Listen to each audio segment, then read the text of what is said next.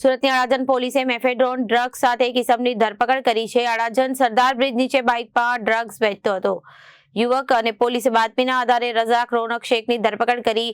પોલીસે 42,000ની કિંમતનો 4 kilo mephedrone drugs કબજે કર્યો છે. સુરતની અડાજણ પોલીસે મેફેડ્રોન ડ્રગ્સ સાથે એક ઇસમની ધરપકડ કરી છે. અડાજણ સરદાર બ્રિજ નીચે બાઇકમાં ડ્રગ વેચતો હતો અને યુવકે પોલીસે બાતમીના આધારે રઝાક રોનક શેખની ધરપકડ કરવામાં આવી છે. પોલીસે 42,000ની કિંમતનો 4 કિલો મેફેડ્રોન ડ્રગ્સ કબજે કર્યો. આરોપીને ડ્રગ્સ આપનાર રિજવાન નામના ઇસમને વોન્ટેડ જાહેર કર્યો.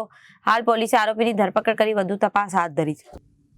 સુરત શહેરમાં no drugs in Surat city અભિયાન અંતર્ગત માનનીય નાયબ મુખ્યમંત્રી શ્રીનાઓની સૂચનાથી અને શહેર પોલીસ કમિશનરના આદેશથી અડાજણ પોલીસ સ્ટેશન વિસ્તારમાં ડ્રગ્સ અંગેની બાતમી મળતા ગુજરાત ગેસ સર્કલ પાસે આવેલ સરદાર બ્રિજ નીચે પાર્કિંગમાં ડ્રગ્સ લઈને આવે છે એવી બાતમી હતી, જેના આધારે અડાજણ પોલીસ દ્વારા સફળ રેડ કરી અને કુલ 4.280 ગ્રામ જેટલો એમડી ડ્રગ્સ કબજે કરવામાં આવે છે.